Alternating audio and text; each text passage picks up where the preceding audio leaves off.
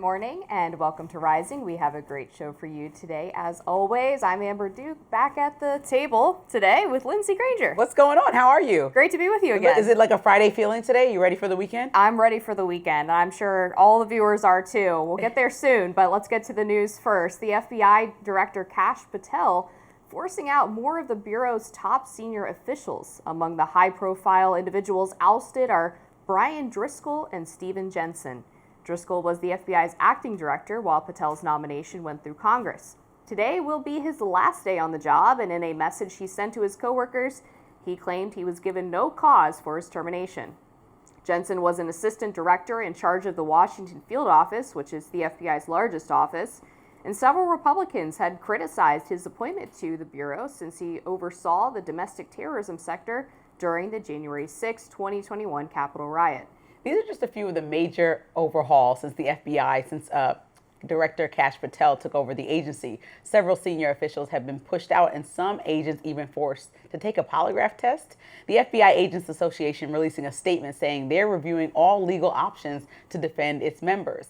In that farewell note to colleagues, Driscoll saying, quote, "Our collective sacrifice for those we serve is and always will be worth it. I regret nothing. You are my heroes, and I remain in your debt." But among employees keeping their job in the Trump administration are Jared Wise. Body cam video released during his January 6th trial appears to show him berating police officers and yelling, "Kill him," while rioters attacked law enforcement. He is now a senior advisor for a revamped Justice Department. The latest firings happening at the DOJ and the FBI, there have been about 100 plus officials terminated under the Trump administration thus far. I do think if it's confirmed that Jared Wise is on that videotape shouting to kill cops, then the administration should let him go. I do think it's important to point out why this other individual, Driscoll was fired from the FBI. In addition to what they called insubordination and refusing to turn over information about agents who had worked on the January 6 cases, a whistleblower, according to a report released by Chuck Grassley, senator on the Judiciary Committee, he had claimed that the Steele dossier was corroborated as true, had wiped a laptop that he was assigned to work on by Robert Mueller, then the special counsel, and apparently was accused of openly stating animosity toward Trump. Part of it to me feels like a retaliation or a purge for people that are not Trump loyalists. And so we kind of want the FBI to be first putting Americans and America's safety first, right? That's the number one job, not being loyal to President Trump. And I think the internal firings also make the Republican Party look a little bit scattered. When you think about Kash Patel promoting some of the same individuals that now don't have a job, this is a fight that's happening within the party, not outside. Like, there's people that were promoted because they're doing such a good job by Kash Patel, someone who supports Trump blindly, and then, they're getting let go. I also think, senior agents who are responding to January 6th getting fired, it's kind of ridiculous when you think about it. This is not about politics. This is about democracy. Physically trying to attack the Capitol on January 6th to stop the certification of a democratic election is something that we should all be against.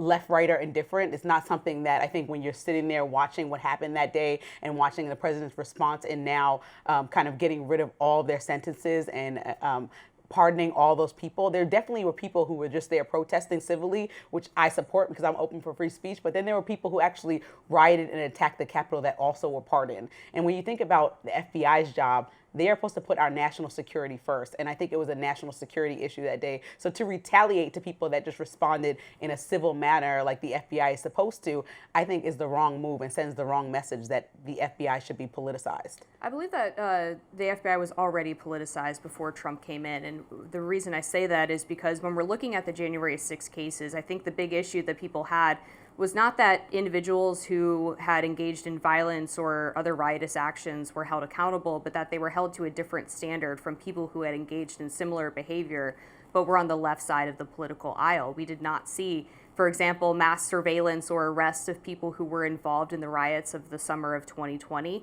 And so to fast forward to January 6, 2021, and the FBI basically puts all of its resources, assigns hundreds, if not thousands of agents to work on those cases, people feel like justice was misapplied or applied in a politicized manner.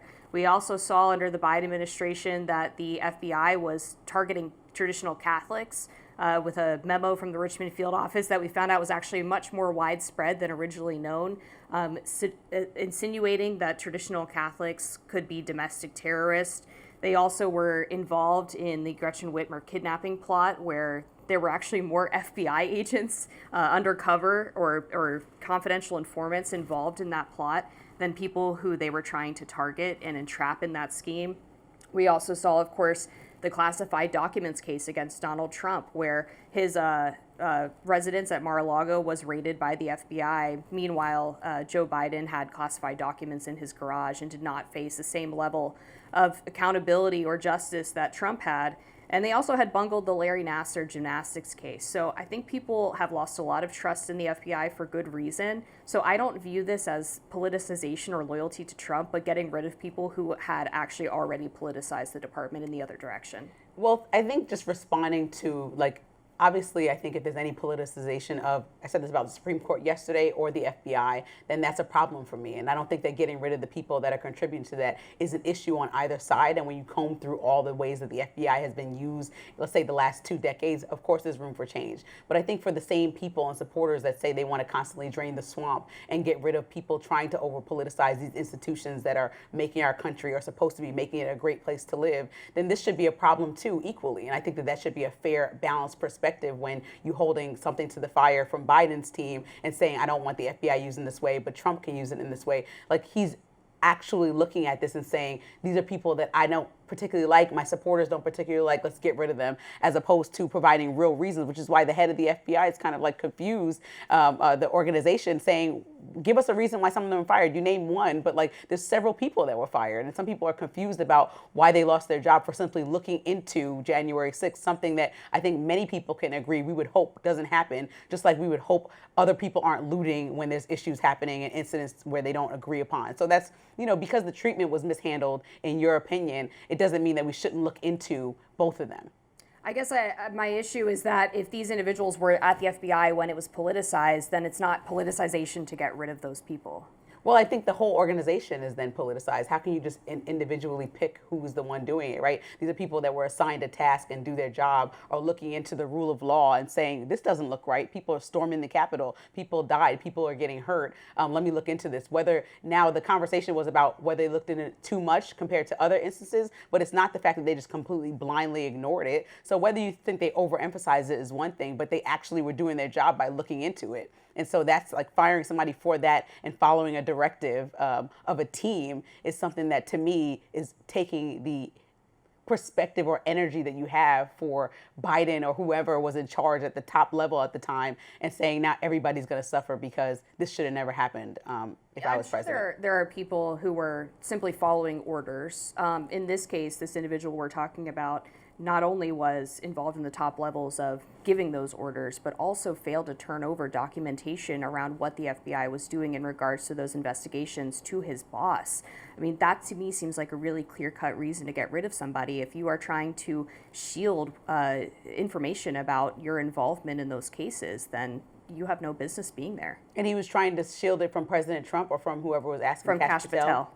Got it. Well, I think that, that is obviously probably you have to answer to your supervisor, but right. I think at the same time, understanding this administration has had a history already in 6 months of political retaliation. That's something where it's like, well, I'm protecting my team. What do you need this information for? We were doing as directed. We were doing what we thought was the best for the country. And so I think it's going to be an endless conversation about how to move forward from January 6th and other incidents that the FBI is involved with. Yeah, definitely. All right. Up next, President Trump set to announce a new census. More on that next.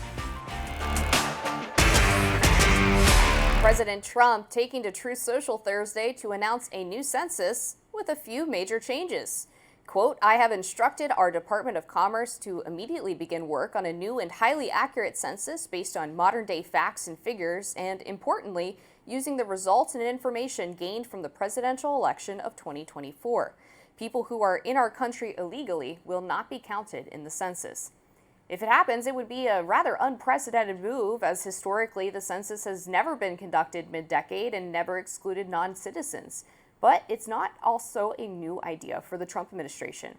There was a mid-decade census approved in the 70s, but it ultimately did not happen. Now, back in 2019, the Supreme Court shot down a citizenship question on the 2020 census that was proposed by the first Trump administration. And some in the second Trump administration are saying because people living in the country illegally were counted, it was rigged in Democrats' favor. Democrats rigged the 2020 census by including illegal aliens. Remember, they sued Donald Trump. They sued the administration. They fought tooth and nail to include illegal aliens in the census. 20 to 30 of House Democrat seats wouldn't exist but for illegal aliens. So meantime, Trump's announcement has sparked outrage online from his critics. MeidasTouch editor-in-chief Ron Bukowski wrote on X, quote, "The next part of the plan to steal the midterms and or the 2028 election, an attempt to do a mid-decade census to take seats and electoral votes away from the blue states. I knew this was coming." So much to talk about here. First of all, there's going to be massive lawsuits and endless pushback. Like we mentioned in the read before we get into the conversation, this happened, something similar is to put your legal status on the census the first time that Trump was in office, and it was shot down. It didn't work by the Supreme Court. So it's kind of like, here we are revisiting it. But I think that people need to understand, like, the legal definition of the census is it's a national head count for all living people in the United States. And even though it's used to try to district properly and it literally is a head count. That's the point. It's an apolitical organization that's doing a head count for every living person in the U.S. And so I think that is what it's supposed to be. That's what it's doing. And I also know that in 2020, the census that was done showed that 2 years later, after much research and reports, that Black people, Hispanic people, and Native Americans were actually undercounted and white people were overcounted. And that is due to the pandemic and COVID and some people not taking the census seriously or not doing it. So either way, the census is going to be flawed, but they try to be apolitical. And so if we count all those people who didn't do the census or count all the people that were left out of the conversation and fix those numbers, we may be in the same exact situation. It's kind of like mincing, like pulling hairs to try to get to a goal that's ideal for the Republican Party or President Trump. I think the important thing to point out about what the Republicans want to do here is it's not that they want to not count illegal aliens at all. What they want to do is delineate whether you are in the country legally or not. So there would be a full count to get a sense of the entire population of people residing in the United States. And then there would be a count of people who could be considered constituents, people who have some kind of allegiance to the United States, have the capacity to vote, etc., whether it's naturalized legal immigrants who have become American citizens, current American citizens, and you would still count legal immigrants in that question too. Right. But it would do is make sure that when redistricting is done, that you are not counting people who are not constituents for the purpose of drawing congressional maps. And I think that is the way that most Americans believe it should be done. It's a way that's fair. It's a way that makes sure that people who are actually being represented by their elected officials are the ones who matter when it comes to drawing out those congressional maps. And it would make a huge difference. As Stephen Miller alluded to, there are an estimated 21 million illegal aliens in the United States. The census did mess up their numbers in 2020, as we talked about on Wednesday. And I think it's reasonable to say that having to wait 10 years for a new census to fix that count is, when it, according to the numbers, disadvantaged the Republicans most greatly by about 5 to 10 seats potentially. Having to wait 10 years to fix that when it's such an important part of political representation and democracy is not acceptable to me. To me, this feels like a little bit of a tantrum. It's like, okay, if you guys won't come back to Texas and get this redistricting done, and then you guys are saying in liberal states you're going to retaliate and do the same thing, which, let me be clear, I'm adamantly against continuously gerrymandering and changing these maps for political reasons. I think the census and all of that should be intentional and created to do its job that it was supposed to do, is to make sure that all voices are represented. But when we look historically at how redistricting and gerrymandering has gone, a lot of times people of color are the one catching the brunt of that not going well, whether they're miscounted or in certain areas. And I actually have examples. So in Louisiana, there's about 33% Black population, 6 congressional districts, and only one of them is like an all Black district that they districted in that way. So they only have political power as people of color in that one area, which for 33% of the population of Louisiana, there should be several districts where Black people are elaborate voices, because there are a lot of people down south that have thoughts. Whether they vote Democrat or Republican, their voices should be heard. That's the point of the census. That's the point of redistricting, when you get that information. Also in Texas, there was a 95% population growth between Black, Latino, and Asian communities. And somehow, then when the maps were drawn, these communities were not given new seats or districts in any way. And so when we have examples of this happening and the brunt of it falling on people of color, I don't think that jumping in 5 years into a census and trying to redistrict for political favor is the right way to go either, because we know historically that hasn't worked and doesn't work. And both sides of the aisle should not be doing it, which is what I've been very clear about. I don't think we should get into this redistricting war. We should allow the Census Bureau to be apolitical and try to do its job to the best of its ability. Yeah, I think on that Louisiana question, the Supreme Court obviously struck down that district that was majority minority because of concerns about Civil Rights Act violations. And the issue was not that things were gerrymandered to avoid minority districts, but that they were actually gerrymandered to create minority districts, including combining people from different geographic regions because they happen to have the same skin color, which is where it gets into that violation of the Civil Rights Act. And this has been long been an excuse by the Democratic Party to gerrymander, which is that they believe that even if people live in different cities or even different counties, if they have the same skin color, then they should be in the same district. That's not the way that we intended to draw our political maps. It was about making sure people from different geographic areas had the same level of representation in political power.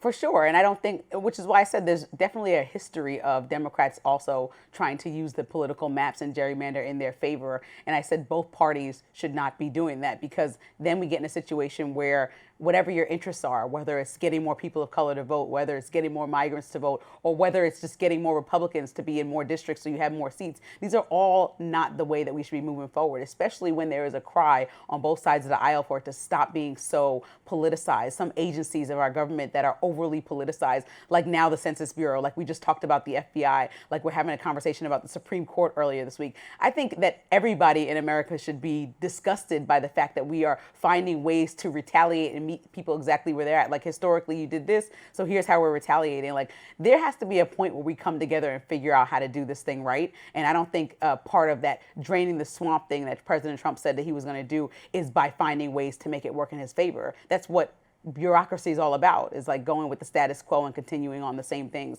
And so I think there has to be like a real way forward. If you're going to count migrants, that's fine, and see who moved here and what happened. But I also don't think at the same time you should be trying to redistrict to get more seats directly for Republicans just because you think that's a good thing to do and you want to win the midterms. Those 2 points to me counteract each other. Yeah, I mean, I take your point that sure, so there's Republicans doing this for political reasons, but at the same time, if the census admits that they got the count wrong and did disadvantage Republicans in the redistricting process, then that problem should be corrected. And we also, but also the problem that they got people of color wrong and undercounted because they weren't participating. Yeah, that should be fixed too. Both right? of them have to be fixed, right? So I mean, I agree. That's why I think this mid-decade census is a good idea. We'll see what happens. Israel's latest occupation plan for Gaza has been approved. We'll break it down next. Don't go anywhere. Israeli Prime Minister Benjamin Netanyahu's proposal for occupying Gaza City has been approved. The decision was handed down by Israel's security cabinet and is the first phase in an offensive which could result in the occupation of the entire Gaza Strip. The news comes as thousands of Palestinians have suffered from malnutrition and mounting evidence of widespread starvation, according to the United Nations, through although Netanyahu denies there is a mass starvation in Gaza. This latest operation is expected to take multiple months at least and could displace around 1 million Palestinian civilians. U.S. officials say that President Trump has decided not to intervene and instead to let the Israeli government make their own decisions. Netanyahu went on Fox News to discuss the plans. Let's take a look. We want to liberate ourselves and liberate the people of Gaza from the awful terror of Hamas. Well, we don't want to keep it. We want to have a security perimeter. We don't want to govern it. We don't want to be there as a governing body. We want to hand it over to Arab forces that will govern it properly. Social media users are sounding off on the plan. Democratic Senator Chris Van Hollen writes, quote, Netanyahu's plan to reoccupy Gaza is key to the far right's goal of taking over Gaza and the West Bank and forcing Palestinians out. Meanwhile, Trump is making U.S. a subcontractor in this operation. U.S. taxpayers should not be funding what amounts to ethnic cleansing by another name. Regime change always goes so well, Lindsey. It never, you're right. I know that everybody understands that sarcasm. I think like what's being proposed is not just controversial on the world stage, because obviously the opinions of Netanyahu have swayed over the last 2 years dramatically. But I think there's divisiveness even within Israel's own military saying don't do this because, one, if your sole focus is on Israel, then you know that the hostages will be put in an uncomfortable situation according to the military because of this. They don't think this is a good idea. And two, there's no long-term plan to keep this going consistently. And I think those are the two biggest complaints. And then the really big red flag to me is that we heard President Trump describe some Riviera of sorts on the Gaza Strip. And to me, that was one of the most disgusting comments I've heard out of this administration all year. And so to see this start to come to fruition where now Israel wants to go over there and occupy the area to try to have military force when against their own country's will and the people that live there, and also know that Palestinians will continue to be completely displaced and not have an opportunity to rebuild, because we're not talking about Hamas, we're talking about the people that are suffering with malnutrition and everything. I think that this is something that's sending the wrong message, and that's why you have places like Germany saying we're out of this, or places, other countries in Europe that are like, this is insane to us. Right. I mean, it's one thing to go to war with Hamas. It's another thing to go to war with the civilians of Gaza. And the reality is that they voted for Hamas to be their leadership, and that's not up for Israel to decide or make changes. I mean, should Hamas hold regular elections? Yeah, absolutely, which they don't do, but ultimately, the fate of the Gazan people should be up to the Palestinians. And it is frustrating that American taxpayer dollars are funding the Israeli government, which has been involved in a lot of these decisions that are, one, prolonging the war, and two, causing this real detriment to the Palestinian people, who we've seen all of the evidence of the malnutrition and the starvation and the lack of aid that's getting into those people. And this is an issue that is very much dividing the Republican Party right now. Well, that's what I wanted to ask you, because Yeah. I know we don't have that much time, but it seems like with Marjorie Taylor Greene being so vocal and so critical, is there a sway in the Republican Party right now about what to do here? Yes, especially among young people. And we, of course, saw the younger generation shift greatly to the Republican Party in 2024. And they are very much non-interventionist, and they're skeptical of the U.S.'s allyship with Israel and some of the decisions that Israel makes. They don't want to be involved in this conflict, and they don't want taxpayer dollars going to fund this conflict. And that's going to be a huge issue for Trump as he tries to navigate this. And, outside of Marjorie Taylor Greene, Thomas Massie is another one who's been a vocal critic of the admin's policy towards Israel. So I do think that this could be a huge inflection point for the party. Yeah, history is definitely going to be watching this moment closely now that we're past 2 years into the war. A lot to unpack. A Texas state representative who broke quorum over gerrymandering fight joins us next. Don't miss it. Texas state Democrats fled the Lone Star State this week in protest of gerrymandering, the process of redrawing state maps, usually to give an electoral advantage to one party. 51 Democratic state reps left in order to block Republicans from voting to redraw the state's congressional map. If passed, it would give the GOP an opportunity to pick up 5 House seats in the 2026 midterms. Democrats who broke quorum have faced scrutiny, mostly from the right. Republican Senator John Cornyn called on the FBI to aid and arrest the absent lawmakers. He confirmed Thursday that FBI Director Kash Patel approved that request. Joining us now is Texas State Representative John Bryant, who is one of the members who broke quorum. Congressman, thank you for joining us. Thank you. Good to be here. Yeah, so let's start with the obvious question that's burning on everyone's minds. Where are you right now? FBI, are you listening? Well, that's the only question that I won't answer. We don't want to, encourage efforts to do violence or otherwise, interfere with what we're doing physically. So I can't discuss our location. So I want to ask you, why was this moment worth the risk? So obviously, that as important as blocking gerrymandering was for your party, there was also an understanding that people are looking to some legislation on flooding and other things and expect you guys to be in Texas doing what they elected you guys to do. So why was this worth taking the risk?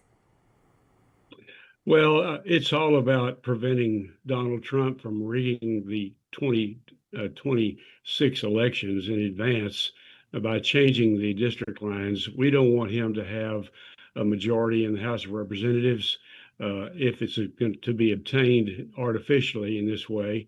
And it's really comes down to that. The special session was called for the purpose of redistricting. The other items that were added were simply added in order to make the special session look legitimate. The funding for the flooding victims can be sent to them immediately by the governor. He has the authority to do that. He's done it repeatedly in the past. He was very generous in doing it in building the border wall without authorization. And it's all about gerrymandering. Now, Representative Bryant, one of the allegations against your group from Senator Cornyn and now the FBI is they claim that you could be subject to violations of federal bribery laws because of the potential for outside groups to be funding your travel out of the state of Texas. Can you confirm whether or not any outside groups have been covering maybe your hotel or other expenses?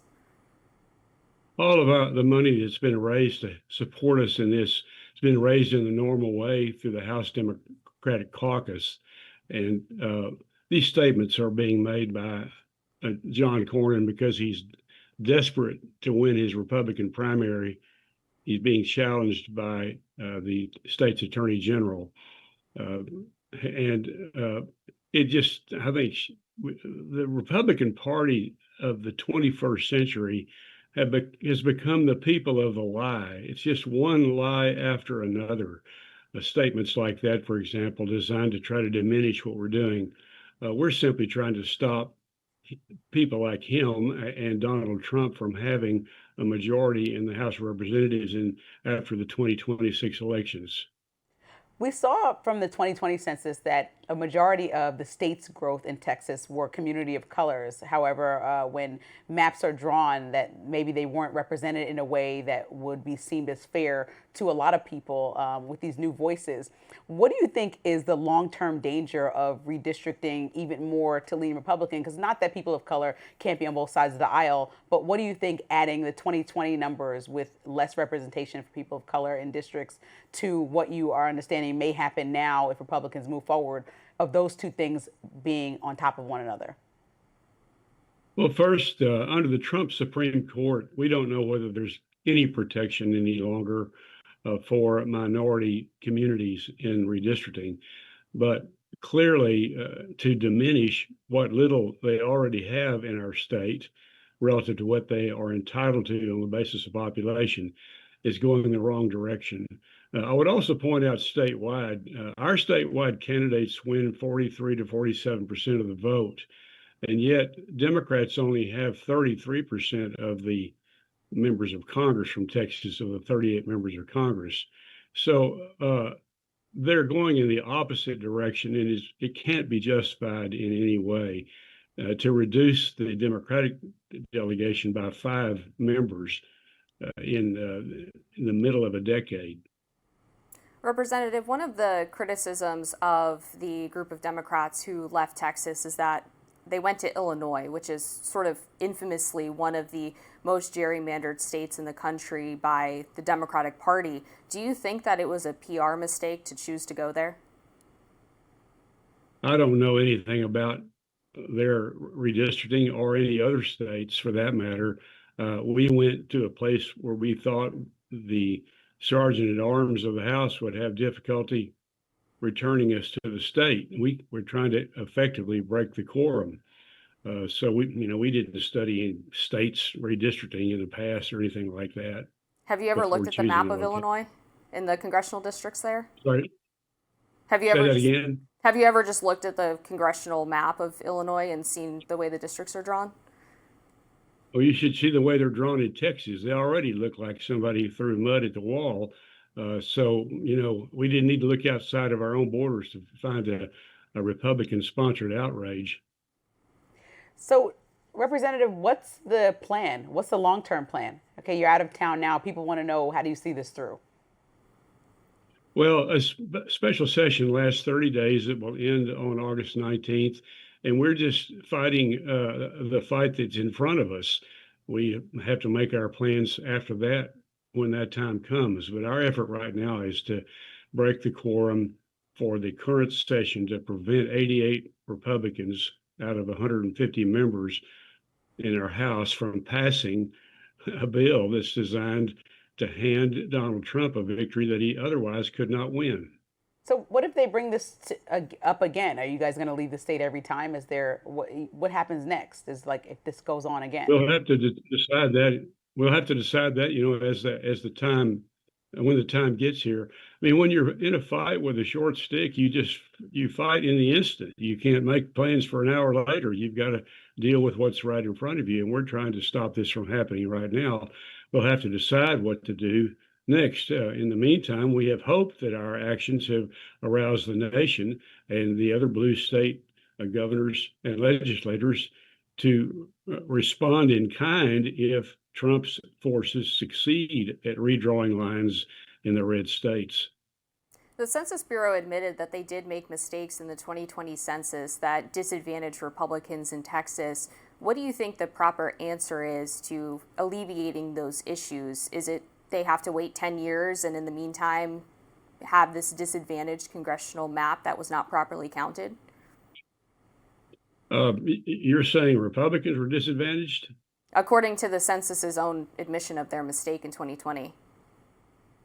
I don't think there's any empirical basis for that statement. The Republicans already have, as I said, 25 of the 38 members of Congress out of Texas. And if you look at our statewide results in elections, we should have 43 to 47% of them. They have instead of 33% of them. Well, Texas State Representative John Bryant, thank you so much for coming. We have a lot more to talk about, and keep us posted on the journey. Thank you. A pro-democracy podcast, Dethrone the Joe Rogan Experience on YouTube. Is this a sign of a political shift? We'll talk about it next in My Lens. Stay with us. All right, Lindsey, what's in your lens today? All right. For years, the podcast charts have been in a stronghold by conservative pro-Trump voices. I mean, Joe Rogan, Ben Shapiro, Sean Ryan. Trump even leaned into this lane during the 2024 campaign, bypassing traditional media in many instances for appearances on these shows. But something interesting is happening. In the first 6 months of Trump's return to office, the MeidasTouch podcast, a pro-democracy, anti-MAGA show, by most accounts hosted by the Meesless brothers, has been ranked #1 a few times across major platforms. On YouTube from July 21st through the 27th, MeidasTouch topped the U.S. podcast chart. From June 7th to July 7th, Podscribe clocked it at 124 million views, more than triple Joe Rogan's podcast at 39.2 million views. Still high, but not as high as the MeidasTouch. Rogan slipped to 6th so far in August. Meidas is still holding steady at the top of that chart.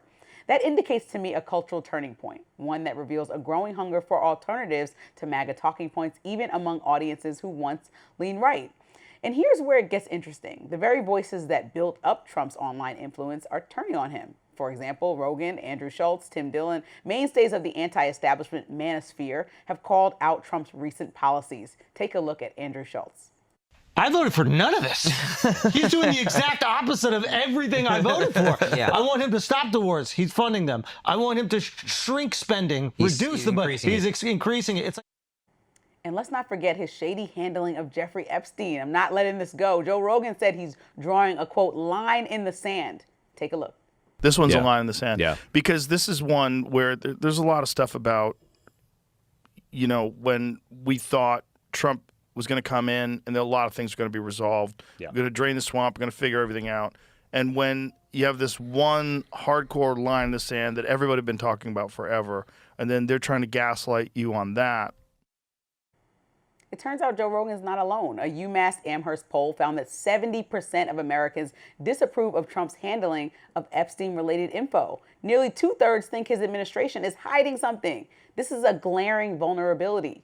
Here's the opportunity, though. Democrats have reportedly been trying to manufacture their own Rogan in recent months, spending millions to find someone cool enough to break through. But that kind of voice isn't made in a lab. It emerges organically when the message matches the moment. Right now, the MeidasTouch brothers are meeting that moment. Their rise shows that pro-democracy, truth-telling voices can dominate a digital space if they're bold, consistent, and most importantly, real. So here's the punchline. Trump isn't just losing liberals, he's losing and irritating his own base. That's the disillusionment.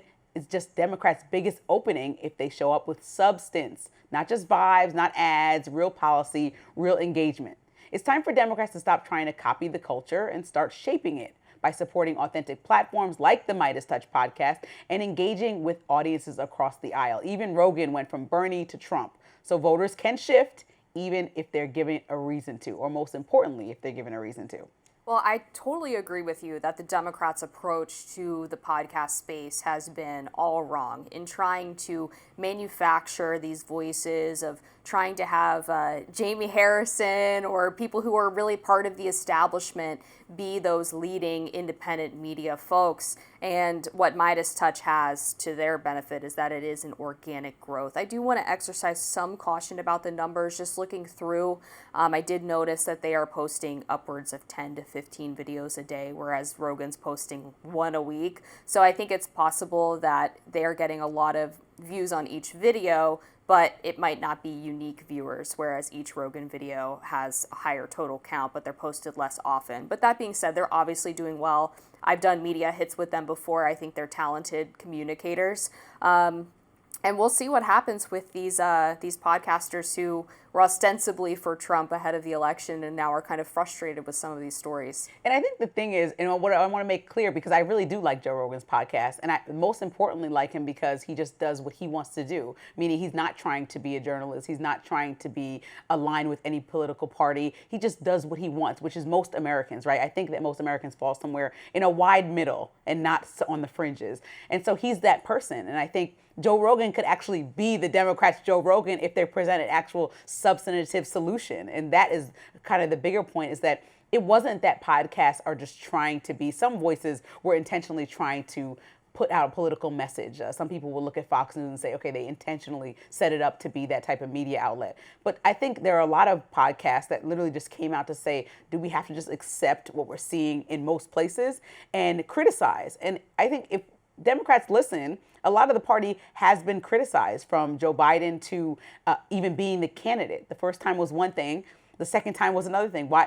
They're not listening to anyone, and let alone the young people and the people who watch podcasts, which are the future of the country. And so that, to me, is the biggest opening, to actually take the time to listen and figure out who, because Joe Rogan going from Bernie Sanders to Trump is very extreme, but who most represents something that you can stand behind, something that you're interested in. And I think when you have people that are just willing to be authentic and say, hey, I have some room for nuance in my thought process, just somebody who I think is going to take the country in a new direction and break up some of that bureaucracy, that's what people want to see, that's what people want to hear. And I think that Democrats are wasting way too much time not having figured that out by now. Yeah, and I think that was a rather common trend, too, that Bernie to Trump pipeline. There was some research that suggested that Bernie Sanders supporters were more likely to support Trump over people like Hillary Clinton or Kamala Harris. And actually, there's a lot of overlap with AOC and Trump supporters as well. It's sort of the horseshoe theory of right and left populism, right?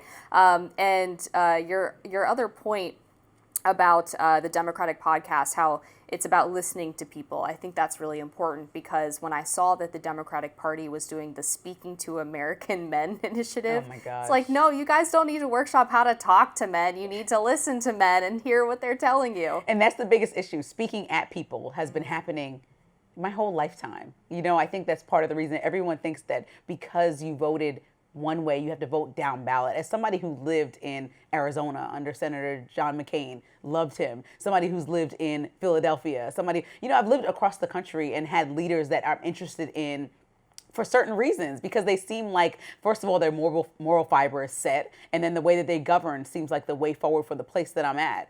And I think that that is really important for podcasts. Provide a space for that. I think when you're watching traditional TV, it's kind of like pick a side and stay on that side. But I don't think that the younger generation is going down ballot on anything anymore. They're like combing into who these people are.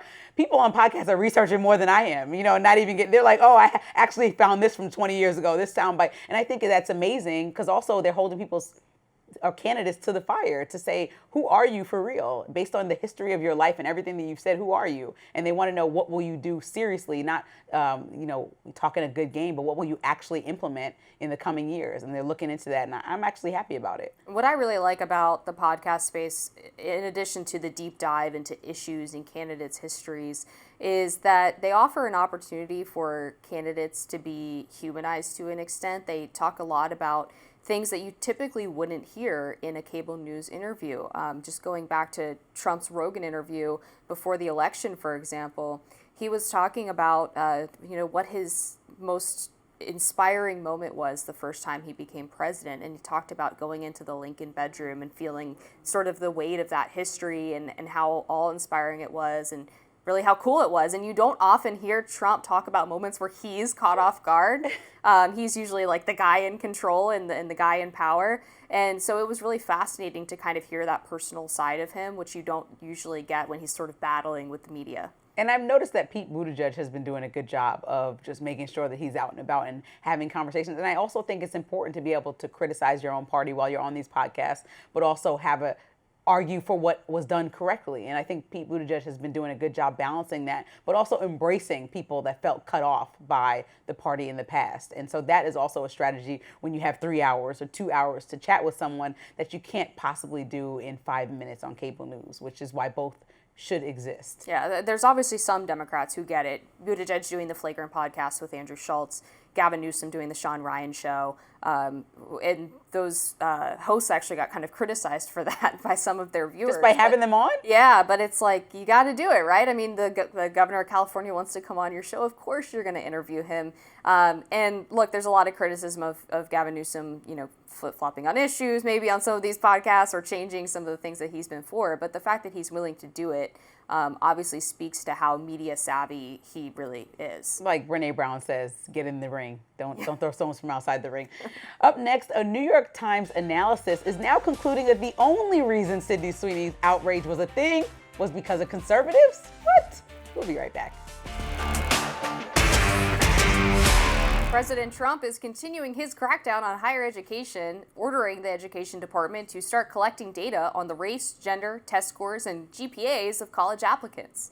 This comes amid his push to target race-based university admissions, which some conservatives view as illegal discrimination. Now, as a reminder, the Supreme Court already ruled against the use of affirmative action in admissions in 2023, but the High Court says colleagues may still consider how a student's race shaped their lives if applicants share that information in their admissions essays. Still, Trump alleges that colleges may be skirting the ruling. Legal experts say the new order could have a chilling effect on universities, and experts say the order could wind up making wealth even more influential in admissions.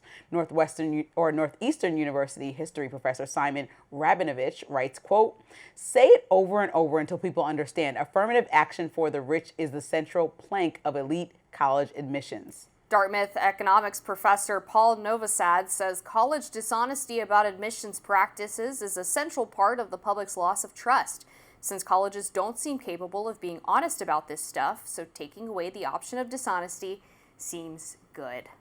All right, so this story broke yesterday. Daily Caller first to report. Nice. A little feather in our cap. Okay, congrats. Thank there you go. We love a good scoop. But yes, they are asking colleges to turn over admissions data because the concern is that they are using the essay carve-out as basically a way to do backdoor affirmative action. So the Supreme Court did have this exclusion where they said students can talk about race in their admissions essays, and colleges can use that to get a sort of holistic picture of the applicant and understand their life experience and things of that nature.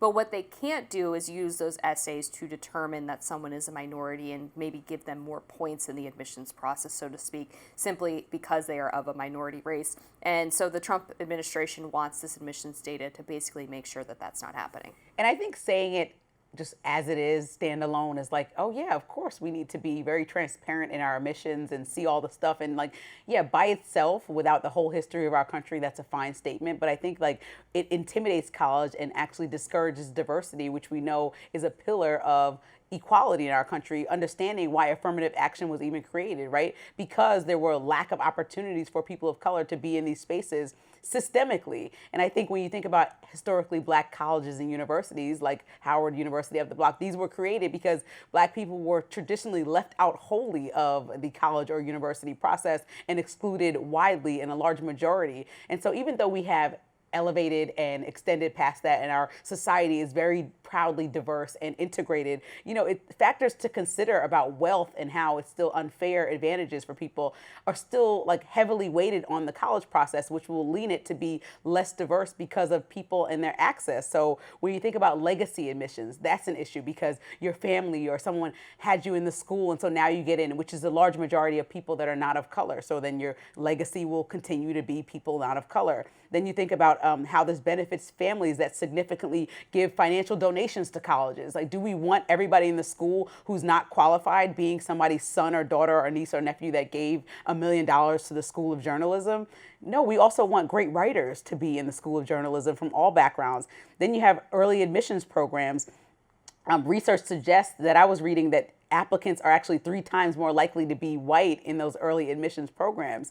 Then you have disproportionate access to resources. So when we talk about standardized testing, SAT prep courses, elite services that allow you to write better essays, obviously people from a higher income have the luxury to consider things like that. And so when you're preparing for these tests and not taking into consideration what socioeconomic background somebody comes from, then you're not considering that perhaps they didn't get and I don't know how the SATs are graded now. When I was back, it was like 1,500 or whatever. Like maybe they didn't get the highest score because they didn't have the opportunity to prep, but they still are brilliant and could probably bring massive things to, let's say, Columbia or Harvard or Northwestern or any school. And then there's also a wealth gap, in standardized testing. So, there's a huge wealth gap between Black and white families, and it impacts access to test prep courses, like we were just talking about. So when you add all those things in and then consider why affirmative action or race is considered, it's because largely a lot of times people affected by all the things I just named are people of color, way more often than proportionately in this country. And so you still want to give people the same opportunity if they're smart, if they're promising, if they've sold you on their essay that they belong and are passionate about this school. You want to give them an opportunity to also achieve the American dream, understanding our country's history. Yeah, I think you've hit on a really important point here, which is that I view a lot of the issues with lack of diversity of all kinds, not just racial kinds, in colleges to really be more about socioeconomic status. As someone who comes from a blue-collar background and was a first-generation college student, I was really grateful to benefit from programs at Georgetown that were catered towards making sure that we had the same opportunities once we got to school. And I think the really brilliant way to get around this issue and really not take race out of the equation, but make it more about giving people with less advantages early in life the opportunity to attend these really great colleges is by focusing on making sure that there's diversity in socioeconomic status, which would disproportionately benefit minority students because, as you mentioned, there is this wealth gap that exists. Coleman Hughes, who's a really prominent Black conservative commentator, talks about this issue a lot and how this could be a way to keep in line with the Civil Rights Act while also making sure that people from disadvantaged backgrounds still have opportunities. Because I think one of the dangers with affirmative action programs, and to be fair, the Supreme Court, when they first talked about affirmative action decades ago, acknowledged that there would come a time where they would probably have to reverse that decision because they had largely achieved their goals in giving minority students more advantages. But what we're looking at now is a situation where the color of the skin does not capture the totality of a person's background or experience. You could have wealthy offspring of African political leaders being weighted the same as someone from an inner city Chicago or New York neighborhood because they both are Black. And that's obviously not a fair situation. It actually crowds out exactly the kind of people who come from a lower socioeconomic status or a place with less opportunity because they are being marked at the same level as someone who does have advantages but happens to have the same skin color. And I don't think it has to be an or thing. I think it should be and. So if we are going to say, fine, we got rid of affirmative action, we are also going to say we should get rid of anybody basically paying their way into colleges. Anybody who, these legacy programs that overwhelmingly affect only one group of people based on race because of who had access. So, because you can't or detangle the two things, right? Socioeconomic background for the most part disproportionately affects communities of color. They're in lower economic brackets based on the wealth gap. Like, this is just actual research. So even though, yes, there are anomalies and exceptions, and there's Black excellence and people who are doing really well in the Black community, which I'm extremely proud and happy about, there's still overwhelmingly way too many, based on the proportion of people of color in this country, people that are underserved and don't have just simple access or visibility to opportunities that should be given the same access, because they are equally as smart. They are equally as encouraged. They are equally as interested in being a part of a college community. And so I think that race is hard to detangle the two, especially if you don't specifically address that there is an issue there, and just pretend like it's all about socioeconomics, because there still are opportunities given to, let's say you're a poor white person that has a rich uncle 3 uncles away. He still can call somebody and get you into Harvard. Oh gosh, I wish I had had that. But I mean, like, but people of color might not even have the person connected to the university at all with the legacy admission, when you look at the numbers of people involved in certain colleges. So that's my biggest concern, is to make sure that we're just trying to level out the playing field and not only doing one thing. So what are we adding as well to make sure that it's not just colleges full of rich people's kids? Yeah, and obviously the problem with legacy admissions is that colleges that are mostly privately funded, of course, want the alumni donations coming in. So that's a tricky issue. Of course, they're not going to handicap themselves in the process of doing this, and I'm amenable to that argument. But I hear what you're saying about making sure that people who come from disadvantaged socioeconomic backgrounds get included as well. I consider myself part of that group, and I obviously benefited greatly from my college education. But I think the beauty, again, of focusing on that aspect of it is that it will capture the fact that Black people have a higher level of being in the lower socioeconomic groups. So you can do that without focusing solely on race. One of the other issues, I think, is that overall Americans feel that college should be a place for meritocracy. And so if you want to make sure that people have the access to study for the SATs or be in AP classes and do all of those things to get you to the point of going to a high-level college, then that's something that we have to start way earlier in life, right? That needs to be done in the K through 12 level to make sure that people are prepared for the college that they're going to, and we're not failing them if they get there and aren't ready for that situation and having lower graduation rates or lower GPAs. Like, let's set them up for success from the beginning. Well, and and I know we could talk about this forever, but Right. like, if you look at why communities are the way they are, like we just talked about redistricting, that would cut funding for certain neighborhoods or add funding to other neighborhoods. Some of those neighborhoods that are disproportionately affected are Black neighborhoods. So this is all things like, we talk about local communities, we talk about overcrowding of schools. I went to college in Philadelphia. They had like 50 kids per class sometimes in the worst of times.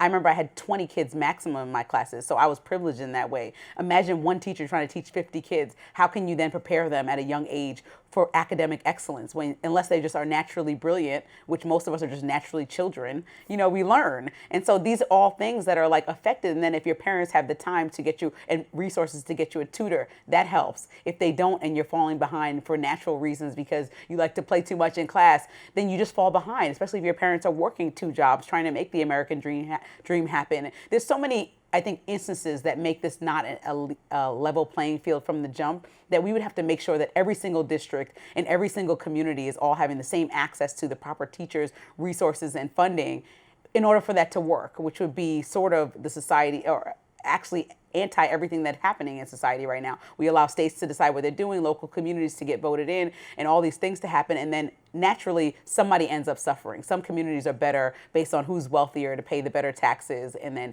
get the roads paved so you can easily get to school without a flat tire, et cetera, et cetera. So it's like this endless, windy road of like, how do you get to the beginning level where all students have a proper education in this country to prepare for colleges? There's a lot of factors. That's no joke there. All right, up next, Congresswoman Marjorie Taylor Greene has a warning for Fox News and is blasting Mark Levin. We'll be right back.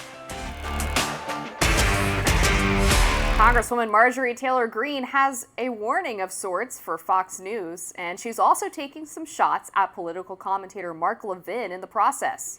Greene and Levin have been trading blows lately over the Israel-Gaza war and U.S. overseas intervention in general. After Greene called Israel's actions in Gaza a, quote, genocide, Levin called her a, quote, lunatic with an IQ of a snail. They love using this IQ word.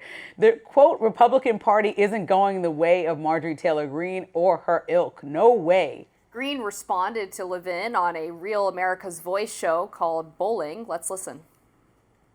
So when Mark Levin talks about my ilk, he is insulting, I would say, most Americans in this country, Eric, and he's insulting big time people that are under the age of 40, because it's the younger generations. It's my children's generation, 22, 25, and 27, my kids, that's their ages. And those younger generations don't have a future in America because of Mark Levin and the people like him and their policies that have destroyed our country for decades now. So Greene also called out Fox News and warned that they might be out of touch with younger Americans. Here she is. And I would say Fox News better start paying attention. But their problem is most of the people that watch Fox News are very much up in age, the baby boomer generation, who I love. Those are my parents. But that's their biggest audience. That's not the future of America. And I know that's hard and tough talk, but the future of America is my children's generation, Eric. Earlier in August, Greene criticized the current state of the Republican Party and hinted that her future in it was uncertain. She said, "I don't know if the Republican Party is leaving me or if I'm kind of not relating to Republican Party as much anymore. I don't know which one it is." She continued, "I think the Republican Party has turned its back on America first and the workers and just regular Americans." Greene says she wants to continue Doge-style initiatives, cutting foreign aid to control the debt and handle inflation. She told the Mail, however, that she feels these issues aren't necessarily front and center anymore, but still expressed her loyalty to President Trump. All right, this is fascinating. Okay, we hinted at this earlier. We got a little bit into the coming split in the Republican Party over things like foreign intervention and the party's posture towards Israel. And Marjorie Taylor Greene just expressed basically all of those sentiments in these various interviews that she's doing. And Mark Levin, I will say, has been on one as of late. He came after me for comments. So tell me what happened. Oh my gosh. So we talked about his past comments about Israel and Palestine on this show, and I characterized him as something of a neocon, and he didn't like that very much. So he went on his radio show and referred to me as some young woman from the Daily Caller, and called me a Neanderthal isolationist. Oh my gosh, okay. Yeah, he's on a tear right now because he does not like that a large portion of the Republican Party is turning against his way of thinking about foreign policy, and I'm sure that's frustrating for him. I mean, he called her, what, a lunatic with an IQ of a snail. Calm down, Mark Levin. I don't need to go to war over this. Well, I think like Marjorie Taylor Greene, I'm having a breath of fresh air by her just being very just direct about how she feels. That is something that I've always been fascinated with. I think as people get to know me a little bit more, like I think that you should have autonomy. I vehemently disagree with people that just blindly support anything. I still see that she's very allegiant to President Trump, but has also been unafraid to be critical of him, like some of her Republican colleagues are not. And so I think that that's bold, and I actually respect that a lot. The fact that she's standing up for what the world is looking at and saying this is going extremely way too far with the way the Palestinians are being treated. Understanding that she still respects the right of Israel to protect itself after being attacked, but also knowing that starvation and everything that's happening right now is not the answer. I think that she's actually just being level-headed, and what we're asking for of our politicians to be thoughtful in times where we're asking them to make decisions and rules and spend money according to how voters asked you to do that. And so to me, this is more than fascinating. It's actually admirable that that's the way that she is moving forward. But I do think when you look at Fox News, I was looking at it in the New York Times article, and their average age is 68. And so not that that's a problem. Most cable news networks. It's actually young for cable news. Right. I'm about to say most of them are up there. But I think that's the point. You have the swath of people who definitely are going to go vote. We know that older people are getting to those polls, right? Historically, they have a closer attachment to what it all took to get voting rights in our democracy the way it is. Their parents taught them that, right? There's a history of why it's super important. And it should be more important to young people, too, that are voting more often. But, at 18, people are doing a lot of things, right? They act so busy. But I think you still have to talk to that audience. You have to get them to vote. I remember when we were younger, there was a whole play with all all the celebrities, which is maybe not the way forward. Maybe now it's influencers and podcasters, but there was like vote or die to get us engaged. MTV was all over voting. It wasn't telling you who to vote for. It was telling you to get out there and be active, civically active. And so I think that that is important to, like, politicians need to understand how to talk to all people, even the people in the middle like us that are millennials or the younger people or older people. You have to talk to everyone. The Republican or Democratic Party is full of people that can vote at a certain age all the way up to the age that you pass away. So you can't just only talk to the people that are 68 plus, otherwise you're missing, or you might actually just lose an election. We saw that happen in the last election, right? Young people swayed, and so the Democrats lost an election. So Marjorie Taylor Greene is just being honest with what she thinks is true. And also, you have to be unafraid to break away from the loudest voices in your party. That doesn't mean they represent the most people. Technically, Joe Biden was the loudest voice in the Democratic Party, and he surely did not represent most people because that's why he lost the election. Yeah, the MTV voting ad just gave me Nostalgic. so much nostalgia. Oh my gosh. And I remember even like Nickelodeon used to do those ads when I was really young. That's crazy that you just took me Teen back. Summit. Don't make me Yes. get started. Oh my if gosh. you guys are as old or older than us or younger, these things should pop up on TikTok to see how we engage young people. Yeah. Because we didn't have the internet Oh in the way my that you do gosh. now. One other thing I wanted to mention is that there's a story that broke this morning that apparently Trump and Netanyahu got in a huge shouting match, actually, over the claims of starvation in Gaza, and that Trump was really frustrated with those public interviews that they were doing with the press, where Trump was, of course, asked if he thought starvation was happening in Gaza in front of Netanyahu. And he's like, well, I see it. It's on video. I mean, what are you talking about? Netanyahu was not pleased. So apparently behind closed doors, they really got into it. And I do think Trump has expressed a lot of frustration with the way Israel's handling things. And I'm glad to hear that. I don't know that the policy has really reflected the way that he's personally feeling about his conversations with Netanyahu. But I do think there will be potentially a breaking point where Trump realizes that what is in the best interest of Israel is not always what's in the best interest of the United States. And I've been talking about this because I'm like, Trump met, I believe, now 4 times with Netanyahu over the course of his new second presidency. And every time it's like, nothing, or not met. They met for the first time, but I'm saying on the phone. They've had multiple conversations. And then the day after the conversation, he's like bombing. He's doing something that has nothing to do with what they talked about. And so Trump's like, oh, I'm disappointed. I'm let down. And it's like, okay, CNN, I watched Anderson Cooper last night, and they played back to back of how many times Trump said in the last 7 months, oh, I'm let down. Oh, I talked to Netanyahu. It's more than I thought. I counted 4, but he's like, oh, I'm let down. I got to do something. Oh, sanctions are coming. But ultimately, nothing has happened. Nothing has really happened to Russia. And so I think, like, naturally, on the world stage, people are looking at us like, what are the repercussions? Russia does not want a nuclear war. The U.S. doesn't want a nuclear war. So let's just move that option off the table. Everybody wants to live, I'm assuming. Right? Like, so if we're starting from that place, then we have to assert some sort of, this is not our friend. This has to be a proper negotiation. And Russia can't just take all. And I think that that's where we are right now. And the American public is like, what is the strategy?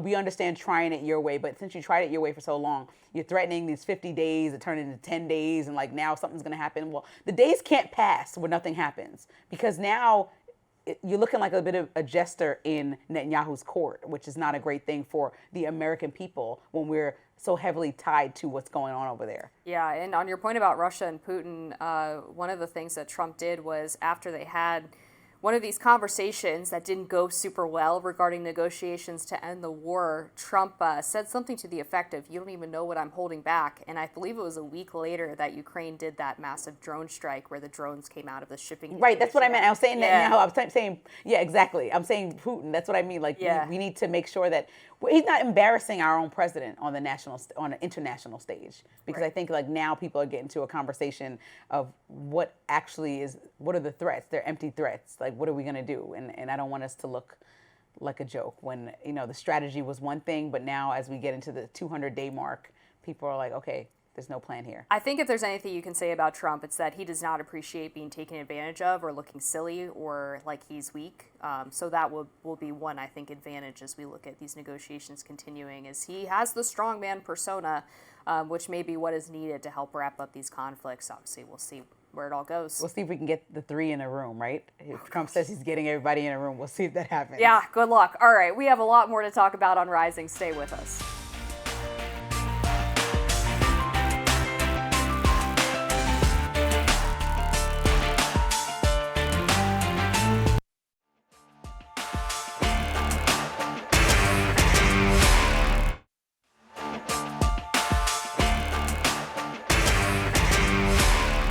surprising face is the head of a controversy in the political sphere, and that would be Sydney Sweeney. Conservatives pointing fingers at liberals, saying they are overreacting to a controversial American Eagle ad fronted by the rising young actress. It's even getting comments from Vice President J.D. Vance, who had this to say on the Ruthless podcast last week. My political advice to the Democrats is continue to tell everybody who thinks Sydney Sweeney is attractive is a Nazi. that appears to be their actual strategy. But the New York Times is reporting progressives didn't have all that much to say about the ad. That the controversy only really began once Republicans began speaking out and accusing Democratic outrage of the ad. In the data collected by the New York Times, only a few progressive accounts with limited followers had anything negative to say on the ad or Sydney Sweeney, and it was the days after the campaign ad's debut that conversations online began surging. I think the New York Times missed the boat a little bit on this one. And Really? Yeah, and I'll tell you why. I think their data is a little funky. For one, I did see conservatives boosting the ad because they liked it, but I didn't see the conversations about outrage start until some of these TikToks started circulating where people were accusing it of doing eugenics or Nazi propaganda. And they didn't mention in the New York Times article that Good Morning America, of all places, actually had a segment where they referred to this as Nazi talking points or propaganda. And so to not include that, I think really misses the point that this was a really mainstream type of outrage from members of the left. And they also talked about, well, no Democratic politicians talked about it. It's like, well, of course not. They're not going to talk about a Sydney Sweeney ad. But it was more about this sort of organic online movement that, myself and a lot of other conservatives saw. So I think when I looked at all the numbers from Twitter, it was like accounts with like, some of them had like 200 followers, some of them, and or X, and they were getting retweeted by some conservatives. But the large majority, and I'm sure some of those people were Democrats or liberals, were saying, "Oh, beautiful woman." As I agree, I'm not outraged by this ad at all. She's a gorgeous girl. I don't think people should pit her against Beyonce. I think the whole conversation is silly. But at the same time, I do understand that Democrats are the ones who dropped the ball the most because you fell for it. If this even is a thing, and Republicans just made up that this person on TikTok, you said, right? Because I saw that clip. That one did actually have a lot of views. Yeah, a lot of those had millions. But that doesn't mean that this person votes Democratic. And they didn't say, "Hi, I'm a Democrat, and here's what I think about Sydney Sweeney." So somebody just assumed you have a liberal perspective. You can't. Unless we sit down and interview these TikTokers, we don't know that all of them are liberal. They could be a conservative who thinks this ad isn't right. And I can make an educated guess. But it's a guess, nonetheless. And so that's the point about, like, that we can't say, and Democrats actually fell for it, that now this ad has blown up, and now conservatives have retweeted this point or re-shared on TikTok, whatever is done on TikTok, however you do that, and said, this is what the thoughts of the left are. And they said, yes, actually it is. We'll take that. Like, is it really your thought? Because most people that I know don't care about this that much. This is ridiculous. Well, it is interesting that if you buy the New York Times' analysis of what happened and your perspective on the idea that the ad was blown up by conservatives and then Democrats kind of ran with some of the criticism that they were accused of having. It's sort of the classic axiom of, well, it's not happening, but if it is happening, it's good that it's happening. It's like, what is going on? Because also, like, the girl is doing an ad. I don't know, just like literally, actually no one lost in this because American Eagle stock, when I checked yesterday, was up 26%. So you know who won in this whole thing? American Eagle on the back of Democrats just making, falling for it. And I'm just like, if this is not the hill you want to die on, and everybody's arguing, oh my God, so woke, why are you going to pull out the archives to find out how this could be extremely like Nazi-like ad? I just don't understand why you try to connect that dot when some of the party is screaming, okay, let's move away from some of these ideals that make us so, socially conscious that we're excluding people. I think there's just a longer conversation of like, why do you have to jump on every train? And also, if somebody is dangling something in front of you to trick you, why would you grab it? Like, we got to be smarter than that. And I think other Democrats have said that. Like, Representative Eric Swalwell of California. He's like, this is dumb. He literally said, this is dumb. And I agree. This is dumb. It is dumb. The fact that this became such a huge story is really fascinating to see. And I did see a photo yesterday, you'll get a kick out of this, of Sydney Sweeney's ad up in a store. It looked like it was in New York. And there was a, let's just say, unattractive woman standing in front of it, giving it the middle finger. Oh, What gosh. are we doing? Yeah, it's getting out of hand, and everybody jumped in. But it gave us something to talk about this week. It did, and I bought 2 pairs of the jeans, and they Did were you? great. Yeah. Well, I actually heard American Eagle. This is totally not a commercial, but I heard that the jeans fit most people really well. So I'm going to try it. I'm also going to try Levi's because I'm a Beyonce stan, so we'll just do both. That does it for us on Rising Live. Look out for more exclusive YouTube content coming your way. Be sure to like, share, and subscribe to All the Hills YouTube channel so you never miss any content. And for those of you who like to listen on the go, we are now available anywhere you listen to podcasts. See you next time.